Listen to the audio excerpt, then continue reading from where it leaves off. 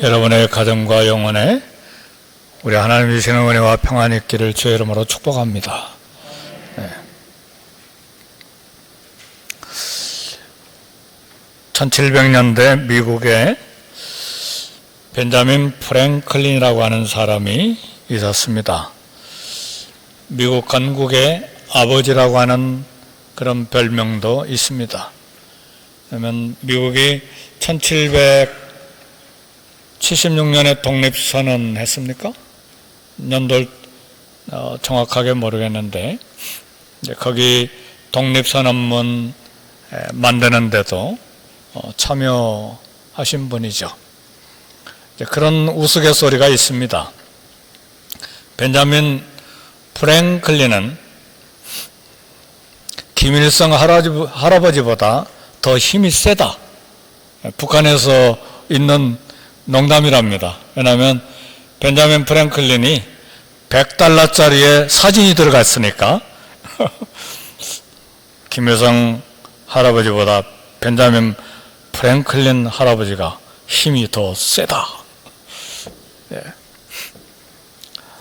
네, 미국 정치가였던 이 벤자민 프랭클린, 자기가 사는 필라델피아 시민들에게 선한 일을 하고 싶어 했습니다. 그래서 그는 좋은 등불을 하나 준비해서 자기 집 밖의 골목에다가 선반을 만들고 그 위에 올려두었습니다. 왜냐하면 1700년대는 전기가 아직 없던 시대였기 때문에 등불을 쓰고 있었어요. 우리 전기 쓰기 시작한 건 1800년대에 와서야 전기가 비로소 발명이 되고 쓰기 시작했으니까 훨씬 전 일이죠. 벤자민 프랭클린이 집 밖 골목에 이렇게 선반을 만들고 그 위에 등불을 올려두니까 동네 사람들이 이상하게 생각을 했어요. 등불은 집 안에 두어야지 집 밖에 두는 것은 이건 낭비다. 그렇잖아요. 왜 집 안에 등불을 켜야지 비싼 기름을 써서 골목에다가 등불을 켜놓나? 네, 벤자민 프랭클린이 유명한 이유가 있고 또 나라에서 $100짜리 지폐에다가 사진을 넣는 이유가 있어요. 우리하고 달라요. 벤자민 프랭클린은 생각이 있어서 그렇게 한 거예요. 네. 한 주가 지나고 한 달이 지나면서 동네 사람들이 무엇인가를 깨닫기 시작했어요. 집 밖에 등불을 두니까 밤에 지나가는 사람들이 넘어지지를 않았어요. 멀리서도 방향을 사람들이 알 수가 있었어요. 그래서 동네 사람들이 좋게 생각한 그런 사람들이 한 집, 두 집, 자기 집 밖에 선반을 만들고 등불을 놓아두기 시작했습니다. 그래서 길거리가 환하게 된 거예요. 이것이 오늘날 가로등의 시작이었습니다. 예수님 십자가 죽음은 온 인류에게 거대한 용서와 사랑의 빛을 비추는 것이었습니다. 십자가는 하나님의 사랑과 공의가 만나고 은혜와 진리가 만나는 장소임을 비춰주었습니다. 예수님의 십자가는 생명의 떡과 피를 주는 사랑과 은혜의 장소임을 온 인류에게 거대한 빛으로 비춰준 것입니다. 그러나 오늘날 그리스도인들도 불신자들도 갈보리 언덕의 십자가 사랑과 은혜를 잊은 지 오래되었습니다. 물론 그리스도인들은 십자가를 교회에 장식하고 그리스도인들은 십자가를 목걸이로 만들어서 목에 걸기도 하고 옷핀으로 만들어서 옷빈을 옷에 장식하기도 하죠.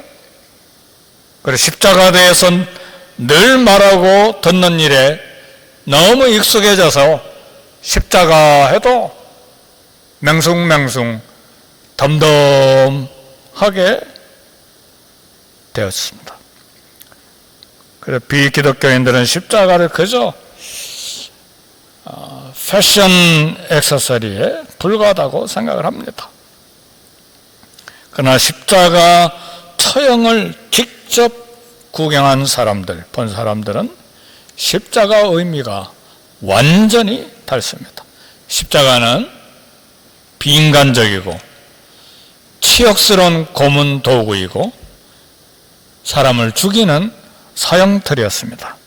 십자가는 피비린내가 나고 십자가 사형을 집행하는 사람들의 옷과 몸에 피가 튀기게 만드는 그런 사형틀이었습니다. 예수님의 피라고 하는 이 사건은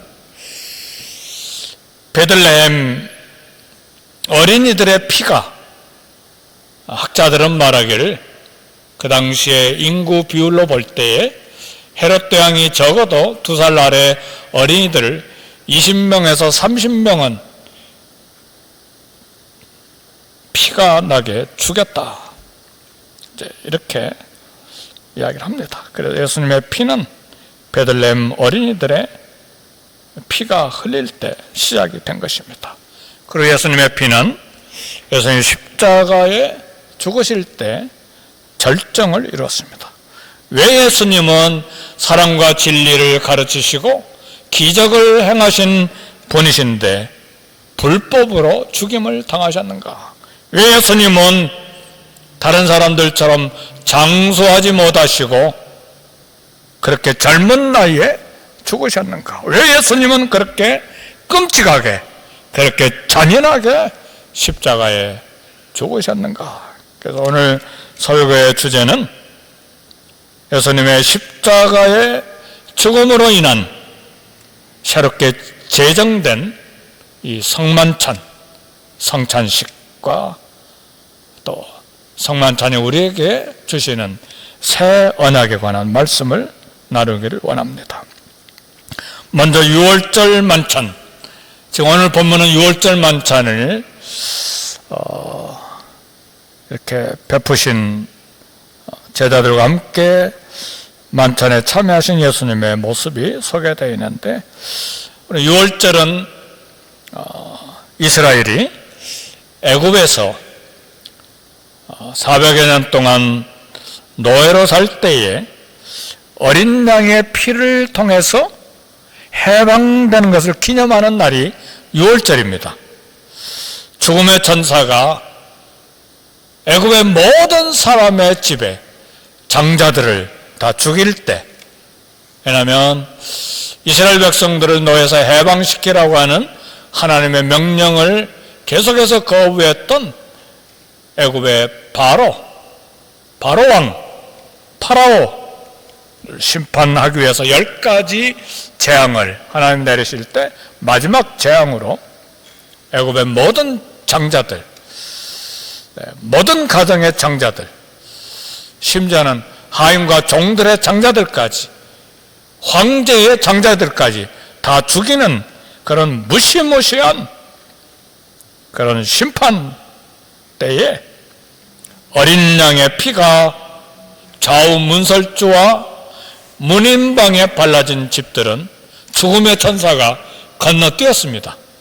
그래서 유월절 의미가 건너뛰다는 말이죠. 패스오버, 건너가다. 그래서 피가 있는 집은 다 장자들이 살았습니다. 예수님은 이 유월절을 십자가의 고난을 기념하는 성만찬으로 바꾸셨는데요. 그것이 오늘 본문의 말씀이에요. 본래 유월절 만찬상에는 반드시 있어야 되는 음식이 하나 있는데 어린 양 고기예요. 근데 오늘 주님의 성만찬에는 어린 양 고기는 없고 떡과 포도주만 있어요. 왜 그랬을까? 우리 주님은 이 유월절 성만찬을 금요일에 가져야 되는데 하루 전날인 목요일에 최후의 만찬을 가지셨어요. 그리고 6월절인 금요일에 자기 몸을 어린 양의 제물로 십자가에 들이셨어요. 준비된 6월절 만찬상에서 음식을 먹을 때 주님이 말씀하셨어요. 오늘 본문 18절에 보니까 너희 중에 한 사람 곧 나와 함께 먹는 자가 나를 팔리라. 함께 먹는 자, 함께 그릇에 손을 넣는 자라는 말은 우리말로 한솥밥을 먹은 사람이라는 말이죠. 제자들보다 더 주님과 가까이서 한솥밥을 먹는 사람들은 없었습니다. 3년을 넘게 주님과 숙식을 같이 했고 가장 가까운 사이인데 그들 중에 한 사람이 자기의 스승인 예수님을 팔아먹은 거예요. 인간은 어떤 사람보다 정말 어떤 사람도 정말 믿고 의지할 만한 존재가 못 됩니다. 그래서 예레미야 17장 9절에는 만물보다 심히 거짓되고 부패한 것이 사람의 마음이라. 정말 믿었는데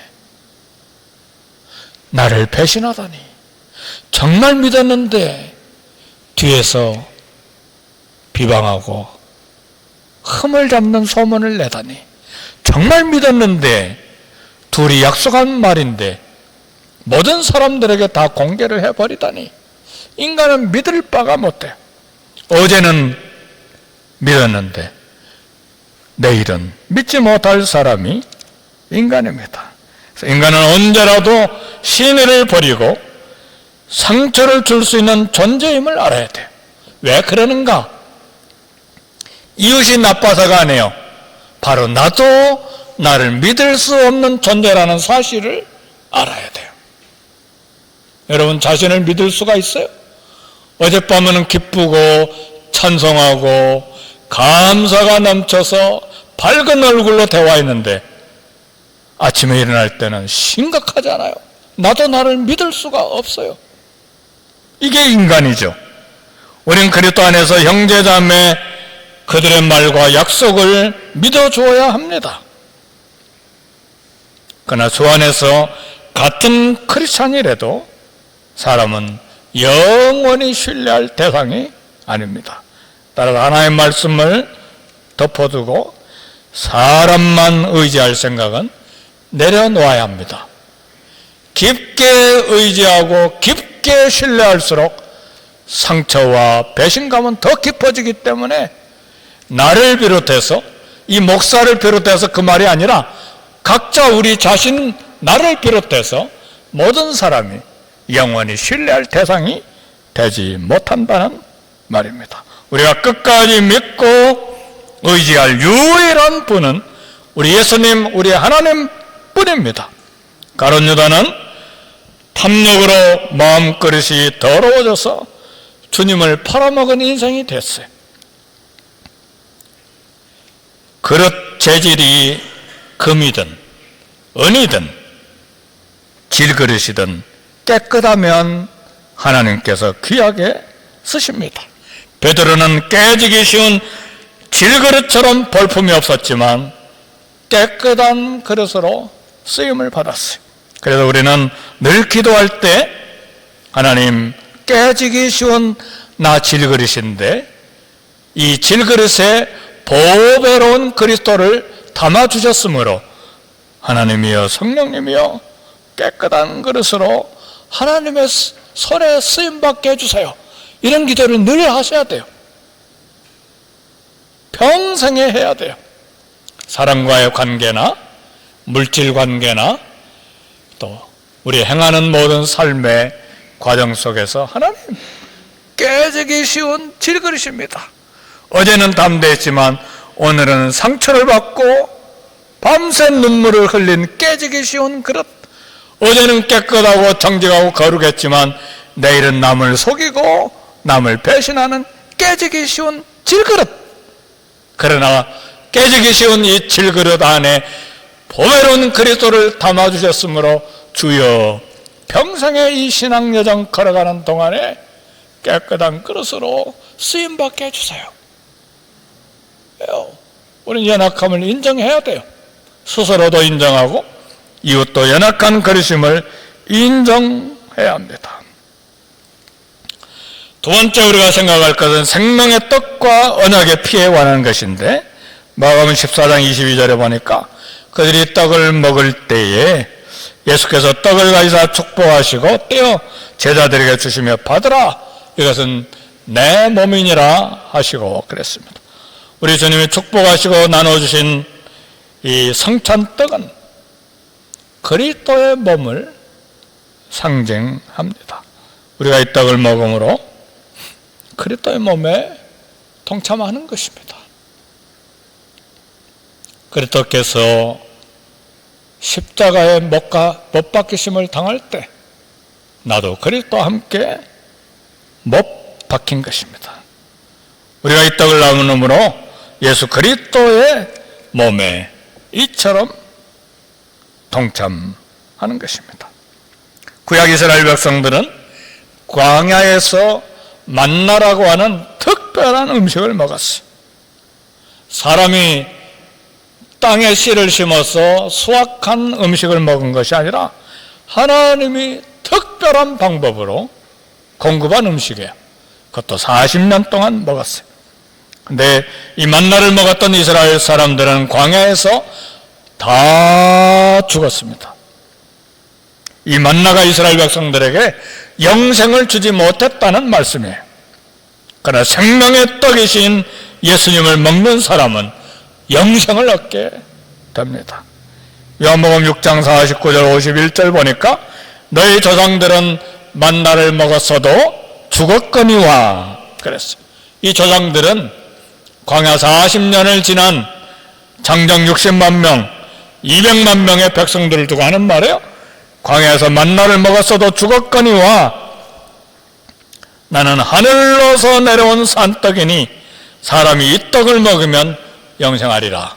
우리 주님의 몸이 하늘에서 내려온 살아있는 떡이기 때문에 이 떡을 먹는 사람은 영원히 죽지 아니하리라.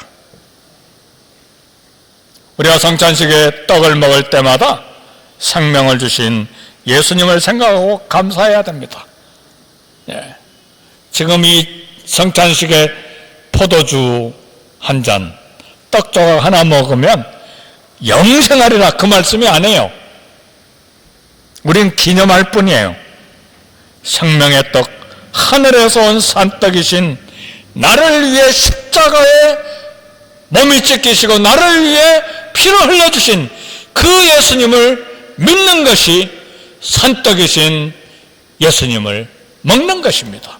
믿는 것이 먹는 것이라는 말이에요. 예수님 떡을 주신 후에 잔을 갖고 기도하신 후에 제자들에게 주셨습니다. 그래서 많은 사람을 위해 흘리는 나의 피, 곧 언약의 피니라 그랬습니다. 제자들이 받아 마신 것은 분명히 포도였지만 그리스도의 피를 상징한다는 말씀이에요. 우리가 성찬식 때마다 마시는 포도주, 내 죄 위에 흘리신 그리스도의 보혈을 상징합니다. 마태복음 20장 28절 인자가 온 것은 자기 목숨을 많은 사람의 대속물로 주려 함이니라 그랬습니다. 그리스도의 피를 믿지 않고는, 그리스도의 몸을 떡을 먹지 않고는, 그리스도의 피를 잔을 마시지 않고는, 그 말은 예수 그리스도의 피를 믿지 않고는 세상 누구도 죄의 문제를 해결할 수 없다는 말씀이에요. 혈통적인 유대인이어도 어린 양의 피가 없는 집에 장자들이 다 죽었던 것처럼 마찬가지로 어린 양이신 그리스도 예수님의 피가 없는 사람은 자기의 죄로 멸망하는 것입니다. 죄의 삭은 사망이고 예수님의 피 흘림을 믿지 않으면 용서가 없기 때문에 그렇습니다. 아무리 좋은 가정, 아무리 좋은 신앙 가문의 출신이라도 예수님의 피를 믿지 않으면 멸망입니다. 그래서 기독교는 피를 믿는 종교요, 예수님 안에서 죄 문제를 해결하는 종교입니다. 성경대로 죄인들이 주님의 피로만 죄가 용서되는 것이 기독교의 핵심 진리입니다.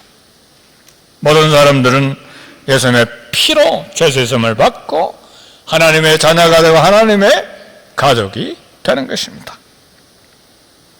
오늘은 특별히 이 성만찬과 더불어서 이 언약의 피가 무엇인지를 말씀드리기를 원해요. 오늘 본문 마가복음 14장 24절에 보니까 이것은 많은 사람을 위하여 흘리는 나의 피, 곧 언약의 피니라.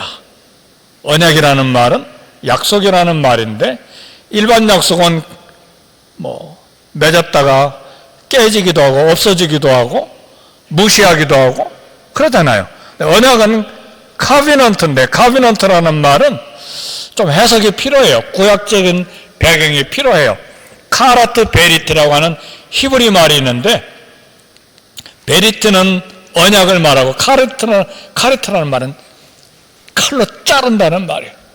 하나님이 우리 인간과 언약을 맺을 때, 카비넌트를 맺을 때, 베리트를 맺을 때에 짐승을 쪼개는 거예요. 피를 흘려서 쪼개고 그 죽음 시체의 가운데로 하나님이 홀로 지나가심으로 하나님이 하나님에게 약속하시는 거예요.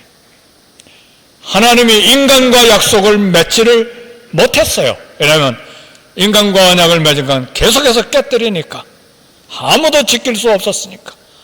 의인은 없나니 하나도 없나니 만물보다 심히 거짓되고 부패한 것이 마음이니 누구도 언약을 지킬 수가 없기 때문에 하나님이 홀로 쪼갠 짐승 사이로 지나가서 하나님이 하나님에게 약속한 것이 카비넌트예요. 카라트 베리트예요. 그것이 언약이에요.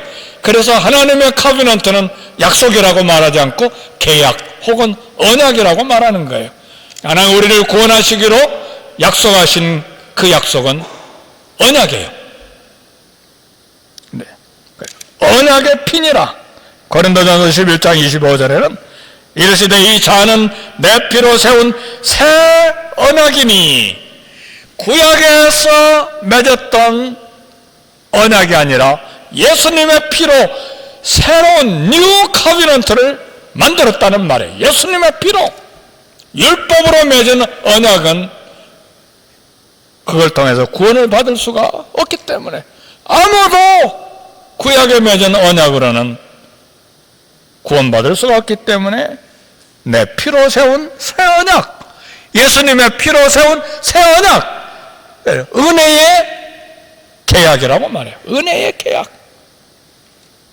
이것을 행하여 마실 때마다 나를 기념하라 하셨으니, 예수님이 흘리신 피는 더 이상 출애굽 6월절 어린 양의 피가 아닙니다. 예수님의 피는 하나님과 많은 사람을 위한 새 언약을 시작하는 피예요. 이 새 언약의 피는 죄사함을 얻게 하려고 많은 사람을 위하여 흘린 피입니다. 부자와 가난한 자, 남자와 여자, 유대인과 이방인 누구나 그를 믿는 자마다 죄 용서함을 받고 하나님의 자녀, 구원받는 영생을 얻는 죄사함을 위한 피입니다. 이 피 때문에 이방인의 뜰과 유대인의 뜰이 나눠져 있었는데 이제는 구분이 없어졌어요. 이 새 언약 때문에 성전의 성소와 지성소 두 장소를 엄격하게 나누는 휘장이 있었는데 그 구분이 없어졌어요. 누구나 그분을 믿는 모든 사람들은, 형제들아 우리가 예수의 피를 힘입어 성소에 들어갈 담력을 얻었나니, 그 길은 우리를 위하여 휘장 가운데로 열어놓으신 새로운 살 길이요, 그 휘장은 곧 그의 육체니라. 그랬어요. 왜냐하면 주님 몸과 피를 완전한 제물로 단번에 영원히 드렸기 때문에 그렇습니다. 그래서 실제 예수님 부활 40년 뒤에 예루살렘 성전은 지구에서 존재 자체가 사라져버렸어요. 이제는 예루살렘 성전은 건물로서 성전이 존재하지 않습니다. 왜요? 많은 사람을 위해 흘리신 예수님의 피, 새 언약의 피 때문입니다.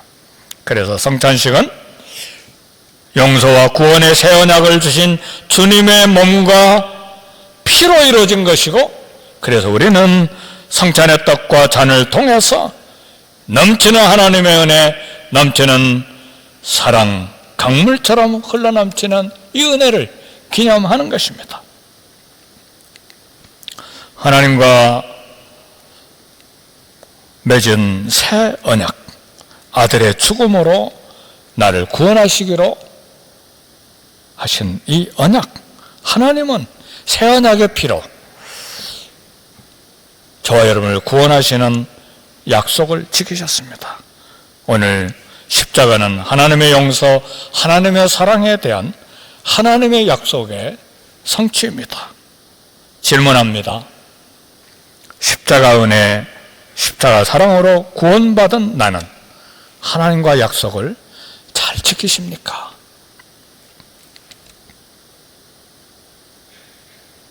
그 사랑, 그 은혜 기억하고 십자가를 한 걸음씩 따라가십니까? 주님을 섬기는데도, 봉사하는데도, 예물을 하나님 앞에 드리는데도 십자가를 생각하고 드리십니까? 사람 얼굴 보고 사람 체면 생각하고 예물 드리고 봉사하고 사람 얼굴 보고 기도합니까? 오직 십자가를 바라보고 그 은혜의 감격함으로 주님을 따라가는 것이죠. 나를 부인하고 자기 십자가를 지고 나를 좇을 것이니라. 미국의 호텔 중 하나인 홀리데이 인이라고 하는 유명한, 우리 다 잘 알죠?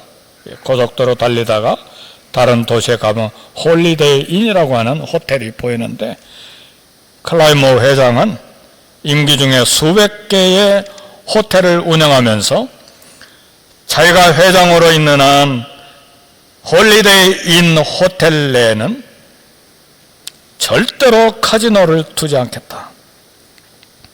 단 자신이 회장이 되기 이전에 이미 카지노가 설치된 라스베이거만큼은 외의로, 자기가 회장 되기 전에 라스베이거 호텔에 홀리데이 인에 카지노가 있었으니까 회사 간부들이 회사 확장을 위해서 뉴저지 호텔에, 뉴저지 주에 있는 호텔에 카지노를 설치하자고 제안을 했어요. 클라이머 회장이 단호하게 NO! 그러나 중역들이 끊임없이 뉴저지 주 호텔에, 홀리데이 인 호텔에 카지노를 설치하자고 건의를 했어요. 클라이머 회장이 이 문제를 놓고 가족들과 함께 상의한 후에 회장직 사표를 냈습니다. 수많은 사람들이 은퇴할 때에 클라이머 회장이 모인, 은퇴식에 모인 회중들에게 이렇게 이야기했습니다. 나는 호텔에 카지노를 두지 않기로 하나님과 약속했습니다. 사람들 간의 약속도 중요한데 하나님과의 약속은 얼마나 소중합니까? 내가 하나님과의 약속을 지키는 길은 회장직에서 물러나는 것 뿐이었습니다. 직원들, 모인 모든 사람들은 그 은퇴식 때 클라이머 회장의 고백을 듣고 하나님과 약속을 지킨 신실한 이 한 사람 그리스도인을 향해서 뜨거운 박수를 보냈습니다. 우리가 그리스도를 주님으로 고백하고 크리스찬이라고 고백하는 것은 하나님과 나와의 약속을 지키는 신앙의 고백입니다. 오늘 성찬식에 참여할 때에 성찬식에 수많은 교훈들이 있지만 크리스찬으로서 주님의 십자가를 한 걸음씩 한 걸음씩 따라가고 있는 약속을 생각하고 성찬에 참여하십시다. 우리 장로님들 나오셔서 도와주시기 바랍니다.